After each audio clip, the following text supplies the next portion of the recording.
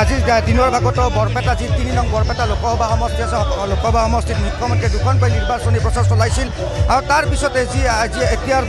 সন্ধিয়াৰ বিয়লিৰ ভাগত আমি দৃশ্য দেখুৱাইছোঁ এয়া হৈছে বৰপেটা ৰোড চহৰৰ মাজমজিয়াৰ দৃশ্য এক বিশাল ৰোড শ্ব'ৰ আয়োজন কৰিছে যি পাৰ্টি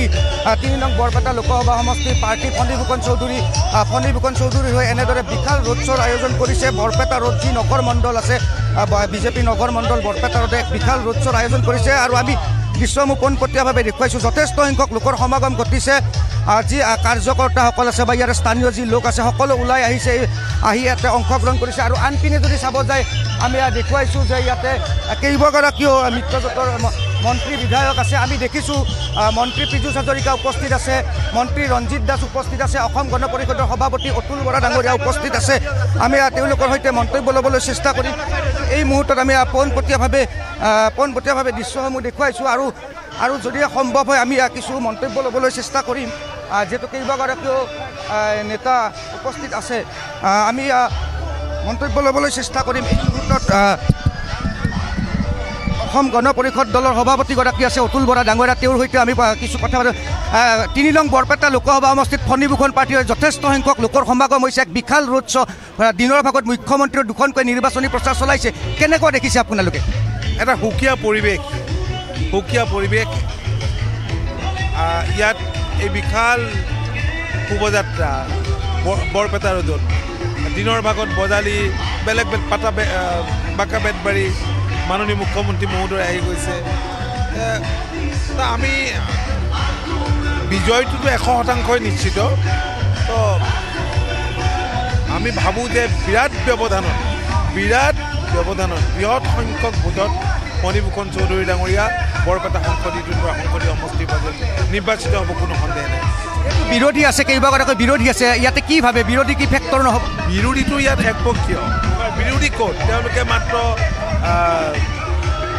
কথা কৈ আছে আৰু অন্য একো নাই আৰু আমি দেখিছোঁ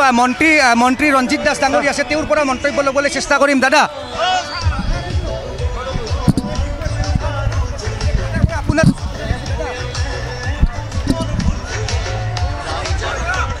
দাদা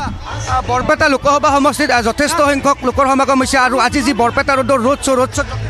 নমস্কাৰ সংখ্যক লোকৰ সমাগম হৈছে বৰপেটা ৰোডত ফণীভূষণ চৌধুৰী হৈ যি নিৰ্বাচনী প্ৰচাৰ কি অত্যাধিক 10 সহস্ৰাধিক ৰাইজ ওলাই আহিছে নিশ্চিত ৰূপত ফণীভূষণ চৌধুৰী ডাঙৰীয়া 3 লাখতকৈ অধিক ভোট জিকিব আমি প্ৰতিটো সমষ্টিতে এনেকুৱাকৈ ৰেলী কৰিছোঁ আজি মূলত সংগ দিছে আমাৰ মন্ত্ৰী অতুল বৰা ডাঙৰীয়া লগতে মন্ত্ৰী পীযুষ হাজৰিকা ডাঙৰীয়া কুমাৰ দীপক দাস ডাঙৰীয়াকে আদি কৰি বিজেপি এজিপি UPPৰ সকলো কাৰ্যকৰ্তাসকলে আজি ওলাই আহিছে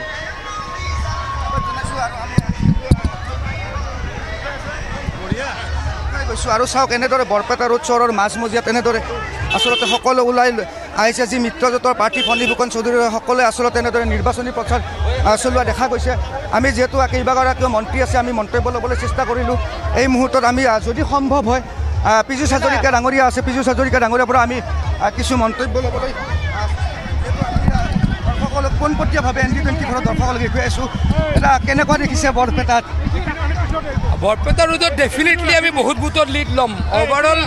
গোটেই সমষ্টিটোত কেইবা লাখ ভোটৰ ব্যৱধানত জিকিম আৰু যোগ্য প্ৰাৰ্থী ফণীভূষণ চৌধুৰী ডাঙৰীয়া প্ৰথমবাৰৰ কাৰণে সাংসদ হ'ব যিহেতু বৰপেটাত কেইবাগৰাকী প্ৰাৰ্থী আছে বিৰোধী আছে 3টাকৈ প্ৰাৰ্থী আছে CPIMৰ মনোৰঞ্জন মই কোনে দ্বিতীয় স্থান পাব এই বিষয়ে মই নাজানো প্ৰথম স্থান আমি পাম এজিপি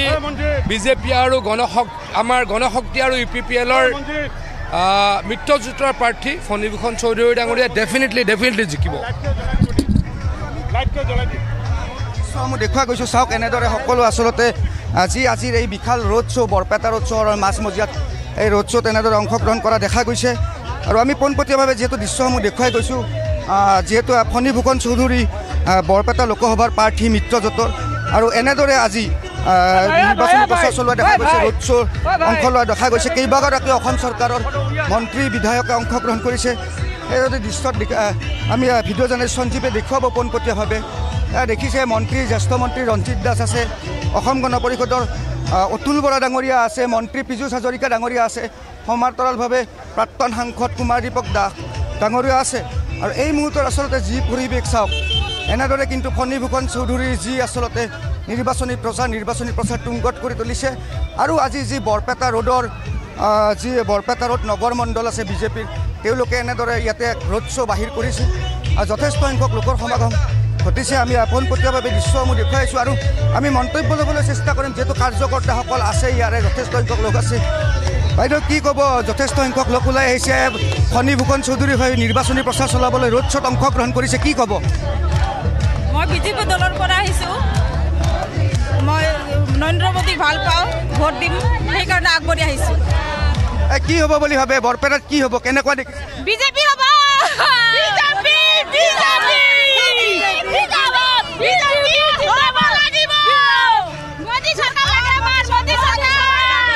কি দেখিছে ইয়াত কি ফণীভূষণ চৌধুৰীৰ জয় নিশ্চিত ফণীভূষণ চৌধুৰীৰ জয় 200% নিশ্চিত দেখুৱাইছোঁ আৰু আমি পোনপটীয়াভাৱে আমাৰ দৰ্শকসকলক যিহেতু বৰপেটা ৰোড চহৰৰ মাজমজিয়াৰ এই দৃশ্য এক বিশাল ৰোড শ্ব' বুলি ক'বলৈ বিশাল ৰোড শ্ব'ৰ আয়োজন কৰিছে আৰু এনেদৰে সকলোৱে অংশগ্ৰহণ কৰিছে আৰু আমি ইয়াৰ পূৰ্বে উল্লেখ কৰিছোঁ যে যি আচলতে ধুমুহাৰ গতিত কিন্তু শাসকীয় দল বিজেপি বা যি মিত্ৰজোঁটৰ অসম গণ পৰিষদ UPPL আছে ধুমুহাৰ গতিত তেওঁলোকে নিৰ্বাচনী প্ৰচাৰ চলোৱা দেখা গৈছে আৰু যদি চাবলৈ যায় মুখ্যমন্ত্ৰীগৰাকীয়েও কিন্তু বৰপেটা লোকসভা সমষ্টিত কেইবাখনো নিৰ্বাচনী প্ৰচাৰত ভাগ লৈছে